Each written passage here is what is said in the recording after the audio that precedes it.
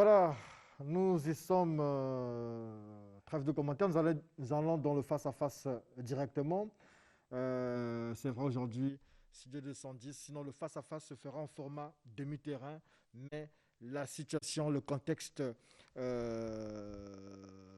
nous l'impose parce que justement, vous savez que nous sommes en guerre contre le Covid-19. Et dans cette guerre-là, il y a ce côté, il y a le côté physique, mais aussi le côté spirituel. Un pasteur ici a dit que l'ennemi était invisible. Donc, ce sont des questions de la métaphysique.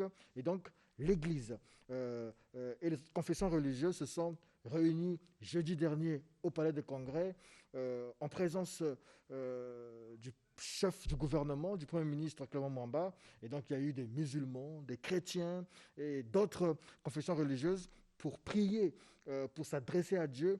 Et sur ce combat-là, donc, les hommes d'église ont fait une prière de repentance et de guérison au Palais des Congrès. Ce culte sera donc rediffusé juste après Studio 210. Voilà pourquoi vous avez remarqué qu'aujourd'hui, nous avons émietté les choses, mais dimanche prochain, nous reviendrons donc à la normale. Alors, Boris Botta, docteur Boris Botta, bonjour. Bonjour, monsieur l'évangéliste Gaspard Lioko Moyo. On revient donc sur ce thème. Quel type d'église pour ce siècle?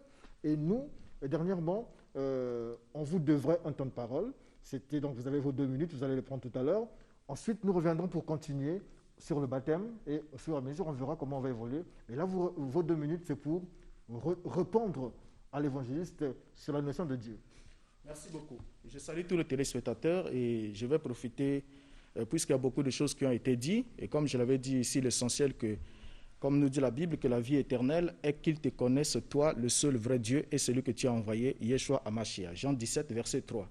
Donc connaître ici consiste à distinguer et à savoir faire la différence entre celui qui envoie et celui qui est envoyé, donc entre le mandant et le mandaté. Maintenant ici, j'ai constaté que mon cher ami a juste une connaissance sommaire sur cette question, une connaissance superficielle qui l'a permis de lancer, de balancer plusieurs versets à la fois pour vouloir soutenir que Yeshua était la personne de Dieu créateur du ciel et de la terre et non le Fils. Alors, je vais juste prendre un verset en introduction, puisque l'un des versets qui pose de sérieux problèmes à tous ceux qui soutiennent cette option, c'est Jean chapitre 1, le verset 1er. Et vous allez comprendre avec moi que lorsqu'on veut comprendre le fond d'un livre ou d'une pensée, il faut d'abord comprendre l'introduction, parce que l'introduction est très fondamentale. Ici, là, dans Jean chapitre 1, le verset 1er, la version seconde et les plusieurs versions que nous lisons, il a dit, au commencement était la parole était avec Dieu et la parole était Dieu. Mais lorsque nous prenons ce texte en grec, et que je vais conseiller aussi à mon ami de faire des recherches là-dessus, en grec, il a dit, en archei en ologos, kai ologos, en pros ton theon, kai theos en ologos. Ça, c'est le grec. Et on remarque ici dans le grec que le mot logos termine la phrase du verset. Et lorsque la Bible arrive dans la traduction latine, en latin, il a dit « In principio erat verbum, et verbum erat apud dem, et Deus erat verbum ». Ici, là, ça. Non, ici, là, cette fois-ci, on remarque que c'est le verbe. Donc, il a dit « Au commencement était le verbe était avec Dieu, et Dieu était le verbe ». Alors, partant de ce moment, on se rend... Votre temps de parole est épuisé. 2 minutes? Oui, les 2 minutes, justement, c'est le chrono est géré là-bas. Vous étiez donc sur la question du baptême dernièrement, et donc nous commençons le face-à-face d'aujourd'hui sur le baptême. Quel est le type de baptême pour les chrétiens ou pour ceux qui croient, qui sont dans le christianisme? C'est vrai que vous n'aimez pas cette expression-là. Bon, mais je pense que j'aurais au moins pu achever au moins juste la pensée. Non, vous avez 2 minutes, il faut respecter. On vous a donné oui, 2 minutes. Je respecte, mais la pensée n'est pas... Bon, la pensée n'est pas achevée, s'il vous plaît. Mais non, Dr Mbota, nous avons changé, nous avons laissé ce débat sur Dieu dimanche dernier. Vous voyez, mais vous nous faites grignoter. Il a été introduit pendant qu'il ne faisait pas partie de... Bon, donc on va changer. On commence avec l'évangéliste. Votre question sur le baptême. Merci beaucoup, très cher frère Diaz. Je crois que comme je l'ai dit la fois dernière, le baptême, j'ai dit que le baptême c'est par immersion. C'est l'élément que j'ai précisé. Pourquoi le baptême par immersion? Nous sommes en train de voir d'abord étymologiquement le mot baptême, du latin bautisma, et puis du grec baptis théine, qui veut dire plonger dans un liquide. Ça, c'est très simplement. Mais lorsque nous regardons le sens de cela, de ce que ça veut dire immerser, et ce que la Bible est en train de nous parler du baptême, le baptême est simplement ce que nous appelons une identification dans notre mort, notre ensevelissement et notre résurrection avec le Seigneur Jésus. Et lorsque nous regardons exactement, ça montre le sens. Quand vous êtes sur l'eau, on dit que vous êtes crucifié, mort avec lui. Quand on vous immerse, ça veut dire que vous êtes enseveli. Quand on vous relève, ça veut dire que vous êtes ressuscité avec lui. Et je crois que ça a du sens exactement avec et ce que la Bible dit, et même quand on voit le mot dans son sens baptême. Donc je crois que le baptême, c'est par immersion, comme la Bible nous dit, parce que ça reflète exactement ce que nous témoignons, cet acte-là de notre mort, de notre ensevelissement et notre résurrection avec Jésus. Voilà. Merci. Donc, Renaud Boris-Mbota. Merci beaucoup. Bien, mais j'aborde le sujet sur le baptême et j'aimerais d'abord dire dans l'entrée de jeu que cette question est très fondamentale. Et il faudra d'abord reconnaître un élément important, c'est que la façon de baptiser ne doit pas être séparée de la signification de baptiser. Donc, si on veut savoir quelle est la bonne manière de baptiser, il faudra d'abord qu'on comprenne quelle est la signification de baptiser. Et je viens d'écouter mon cher ami ici, l'évangéliste, qui dit qu'il baptise par immersion. Il croit que le baptême, c'est par immersion dans l'eau, parce que cela symbolise la mort, l'ensevelissement et la résurrection du Mashiach, du croyant avec le Mashiach. Ce qui est archi faux, parce que la Bible ne le dit pas. Pour la Bible, le baptême symbolise l'union avec Christ par le Saint-Esprit, qui lui apporte la purification des péchés. Et je vais démontrer cela. D'abord, quand on veut se fonder sur la définition, l'étymologie du mot baptizo, le mot grec baptizo, on doit d'abord rappeler à tout le monde et à mon cher ami ici que Jean-Baptiste, qui a été le premier à employer ce verbe, qui est traduit ici en grec par baptizo, ne parlait pas grec, mais il parlait l'hébreu. Donc, il n'avait pas le mot baptizo dans son lexique. Mais il a utilisé quel mot? Parce qu'on vient de retrouver le Shem Tov, c'est-à-dire la version hébraïque qui date d'avant même la version grecque du livre de Matthieu, et on retrouve le mot utilisé par Jean-Baptiste en hébreu. Et Jean-Baptiste a utilisé le verbe itbil. Itbil en hébreu qui signifie sceller, tremper, plonger partiellement. Et lorsqu'on parle de sceller, tremper ou plonger partiellement, quand on parle d'une plongée, je tiens un objet et je l'introduis dans un liquide et je le ressors. Ce n'est pas quelqu'un qu'on fait avancer dans l'eau et ensuite on le plonge, on l'immerge dans l'eau. Alors, ça c'est d'abord un élément important. Lorsque Jean-Baptiste parle, Jean-Baptiste dit « matbil », c'est-à-dire « moi je vous scelle d'eau pour vous amener à la repentance ». Et quand il parle de Yeshua, il dit « itbil », c'est-à-dire « lui vous scellera du Saint-Esprit ». Donc, ce que Jean fera avec l'eau, c'est ce que le Mashiach fera avec l'Esprit. Alors, j'ai sincèrement compris le partage de mon cher frère, mais sincèrement, ce que je veux même rappeler aux téléspectateurs, de savoir les choses dans leur fondement, les choses comme elles sont. Vous allez regarder que lorsque nous parlons de baptême, il y a beaucoup de types de baptême. Nous avons le baptême dans le corps de Christ, c'est-à-dire le baptême en Christ. Nous avons le baptême du Saint-Esprit, nous avons le baptême d'eau. C'est différent. Parlons du baptême d'eau aujourd'hui. C'est très différent. Alors, il ne faut pas qu'il y ait confusion. D'abord, le baptême d'eau, la Bible nous parle ainsi dans le livre de Colossiens, et puis dans Romains 6, et puis dans Colossiens 2. La Bible est en train de mentionner très clairement, faire référence à notre mort, à notre ensevelissement et notre résurrection. Nous nous fondons sur la parole de Dieu. Nous ne nous fondons pas par des mixtures, par des apports qui viennent de ça et là. Nous nous fondons sur la réalité de la parole de Dieu. Et c'est ainsi que nous voulons mettre les fondements dans les vies de ceux qui nous suivent ou bien de tout un chacun. Alors, je répondrai exactement à ce que la Bible est en train de dire, de ce que ce baptême voudrait dire. Nous nous identifions à sa mort, à l'ensevelissement et à la résurrection. Et c'est ainsi que le fondement biblique nous montre l'idéal. L'idéal, c'est quoi? Et c'est-à-dire l'immersion. C'est être immergé, c'est-à-dire on est dans l'eau et on vous immerge, on vous relève, parce que ça témoigne un acte. Ce n'est pas une chose comme ça, on vient témoigner. Il a encore son temps? Bon, d'accord. Puisqu'il a déjà fini, on ne peut pas forcer. Okay. Docteur Renaud Boris-Mbota, ici on parle de l'immersion. Est-ce que vous confirmez que c'est l'aspersion. Non. Ok, On ne parle pas de l'immersion parce que, je l'ai dit ici, je vais d'abord démontrer premièrement là où se trouve l'erreur. Parce que l'erreur ici, c'est lorsqu'ils veulent prendre le mot baptiso dans le sens de plonger, d'immerger ou de submerger. Or, ce mot baptiso, qu'ils fassent des recherches, ils vont le découvrir. Le mot baptiso est un mot fluide. C'est un mot très fluide, c'est-à-dire qu'il y a plusieurs significations. Et dans les significations du mot baptiso, il y a plongé, immergé, submergé, et c'est précisé dans le cas d'un navire qui coule. Donc c'est dans le cas d'un navire qui coule. Et quand on parle d'un navire qui coule, que le navire a été baptisé, ça veut dire que le navire est allé au fond de l'eau, sans remonter. Ça, c'est d'abord un élément important. Le deuxième sens de baptiso signifie purifier en plongeant ou en submergeant, laver, rendre pur avec de l'eau, se laver, se baigner. Donc, lorsqu'on parle de laver ou rendre pur avec de l'eau, on ne fait pas obligatoirement allusion au fait de plonger quelqu'un. Quelqu'un qui laverait par exemple son bébé ne va pas aller le plonger dans l'eau pour dire que je suis en train de laver le bébé. Ça, c'est un élément important.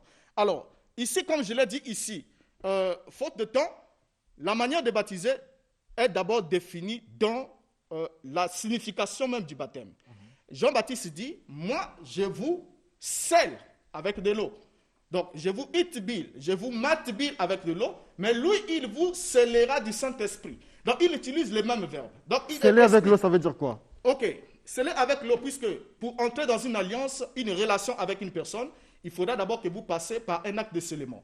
Et cet acte de scellement vous emmène à vous identifier à celui qui doit vous baptiser. Parce que le baptême d'eau est symbolique et instruit, ou encore symbolise le baptême du Saint-Esprit. Et Jean-Baptiste va dire ceci. Ce que moi je fais avec de l'eau, c'est ce que le Christ fera avec le Saint-Esprit. Alors, quand Jean utilise de l'eau, est-ce que Jean, si on veut savoir si Jean a plongé les gens dans l'eau, ou encore il a emmené l'eau vers les gens, il faut qu'on regarde simplement ce que le Christ a fait avec le Saint-Esprit. D'accord, merci beaucoup. Je fais encore une pause pour demander, finalement, qu'est-ce qu'on retient? Parce que votre position, c'est quoi? Le baptême d'eau se fait comment?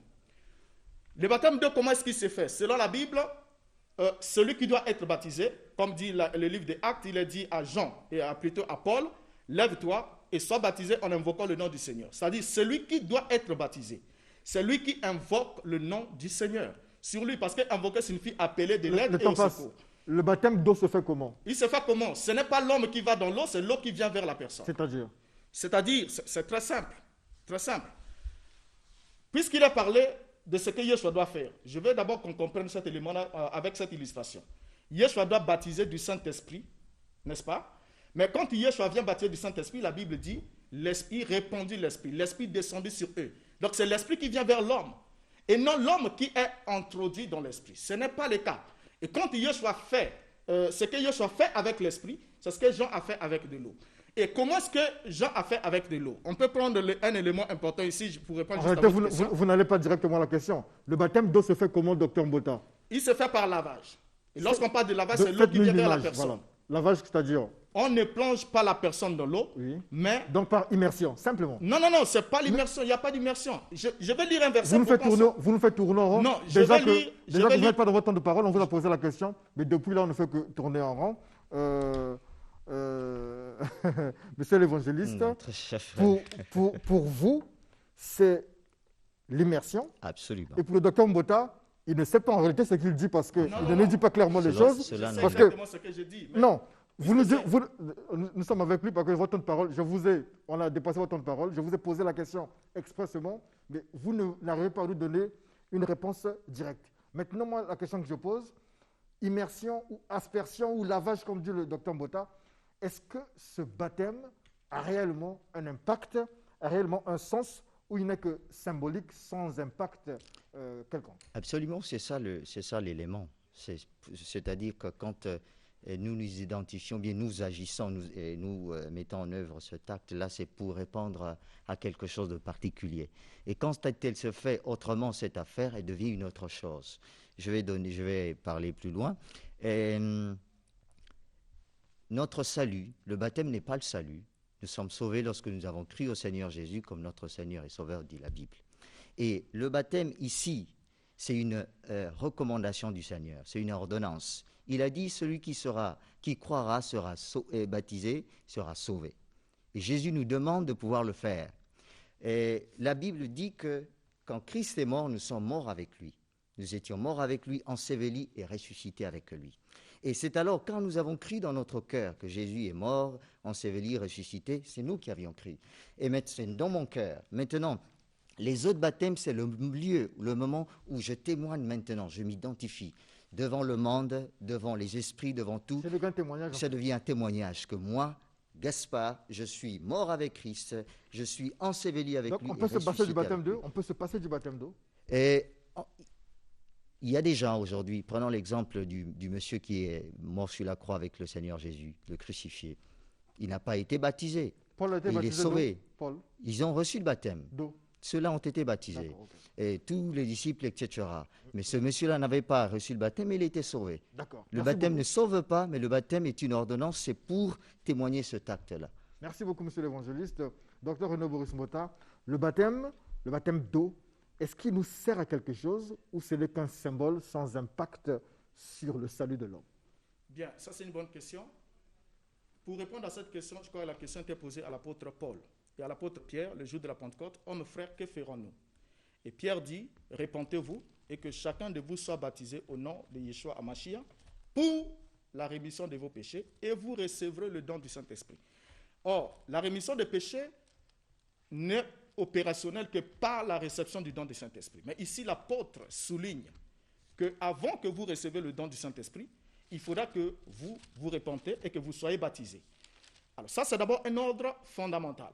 Et dans cet ordre fondamental, on va se rendre compte que même dans Actes chapitre 8, avec les chrétiens de Samarie, les disciples de Samarie, ils ont cru, ils ont été baptisés, mais ils n'avaient pas encore reçu le Saint-Esprit. Jusqu'à ce que Pierre et Jean viennent leur imposer les mains et ils ont reçu le Saint-Esprit. C'est à ce moment-là que le salut est attribué à l'homme, parce que c'est le Saint-Esprit qui vient sceller l'alliance, qui vient confirmer votre foi. Donc ça, c'est un élément important. Donc dire aujourd'hui qu'on peut se passer du baptême, c'est faux. Et prendre l'exemple du voleur sur la croix, c'est très faux parce que le voleur sur la croix est mort avant l'institution du baptême. Et le baptême ici n'est pas un acte auquel on peut s'en passer si on veut rester dans l'ordre, puisque les hommes ont posé la question à Pierre le jour de la Pentecôte, c'est lui qui avait les clés du royaume. Ils ont dit, hommes frères, que ferons-nous? Il leur a répondu, repentez-vous et que chacun de vous soit baptisé dans le nom du Seigneur Yeshua HaMashiach, et vous recevrez le don du Saint-Esprit, car la promesse est pour vous, pour vos enfants, pour tous ceux qui sont au loin, en aussi grand nombre que le Seigneur notre Dieu les appellera. Donc sur cette question, il est fondamental. Alors le baptême, on ne peut pas dire qu'on peut s'en passer. Non seulement il est le témoignage, un acte public, ou comme le dit l'apôtre Pierre, l'engagement d'une bonne conscience. C'est-à-dire la conscience a été purifiée, et pour montrer votre engagement public, que vous avez adhéré à la foi messianique, vous vous faites alors baptiser. Et quand on regarde la notion toujours sur cette question du baptême, il n'est pas... Ok, finissez votre phrase. Ok, il est hors de question alors... Il n'est pas question de l'invalider ou de le rendre moindre dans le processus du salut de l'homme. D'accord, merci beaucoup. Comme je vous l'avais dit, c'était un face-à-face demi-terrain, mais je pense que l'essentiel a été dit, même si il reste toujours des zones d'ombre, parce qu'on ne sait pas réellement. Le docteur Mbota, il nous dit que le baptême d'eau, il est fondamental, parce que sans baptême d'eau, on n'a pas le baptême du Saint-Esprit. Je pense que c'est comme ça, c'est bien résumé. Et donc, l'évangéliste nous dit que le baptême, il n'est que symbolique, sans impact réel, parce que ce n'est qu'un témoignage en réalité. Ça a de l'impact, mais ce n'est pas pour le salut. Pas pour le salut, voilà. Mais en fait, vous ne dites pas la même chose, et on se demande aujourd'hui comment... Il n'y a pas de salut sans Saint-Esprit. On se demande aujourd'hui comment les les chrétiens feront pour définir l'Église d'aujourd'hui. Quel type d'Église pour ce siècle? Parce que les gens de ce siècle ont une autre définition de Dieu. Les chrétiens de ce siècle comprennent Dieu de manière différente. Les chrétiens de ce siècle ne s'accordent même pas sur le baptême. Baptême et toutes les autres choses, nous reviendrons sur ces questions dimanche prochain, toujours dans le face-à-face, avec le même thème. On vous dit merci à tous, merci. Et on va souhaiter joyeux anniversaire au président du fan club Brazzaville, Danivon Loubaki. Nous allons dire merci au directeur général de Télé Congo, M. André Ondele. Merci au ministre de la Communication et des Médias, Thierry Lezamungala. Merci au ministre de la Culture et des Arts, Dieudonné Moyongo. Merci à toute l'équipe de Studio 210. On se retrouve dimanche prochain. Nous n'aurons pas le spécial culte à cause du grand culte de la nation qui sera diffusé juste après. On vous dit merci.